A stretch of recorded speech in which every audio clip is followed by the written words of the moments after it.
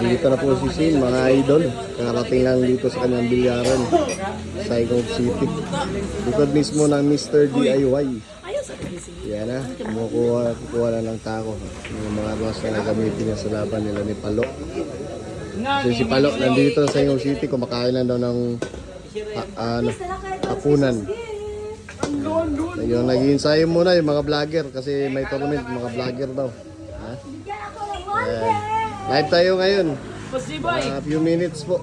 Pagdating ng kalaban ni Shin. Dikitik yun kayo. Para mabuang mag-resolve.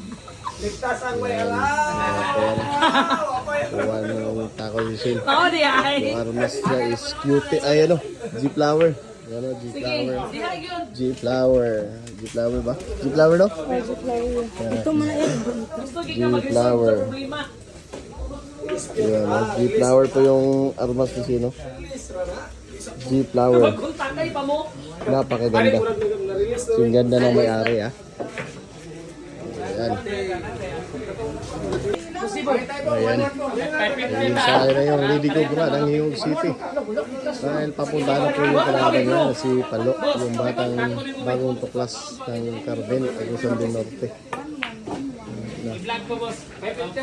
Pag sa practice, sumasablay. Pagdating sa contest, wala na sablay. Ayayay.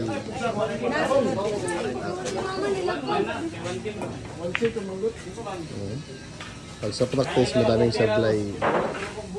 Yan si. Sa wala ka na lang, Bog. Sa wala ka na lang vlog. Ako doon. Oh. May pito.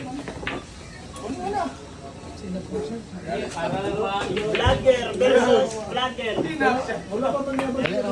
Bali, wala. Kailangan ko siya to.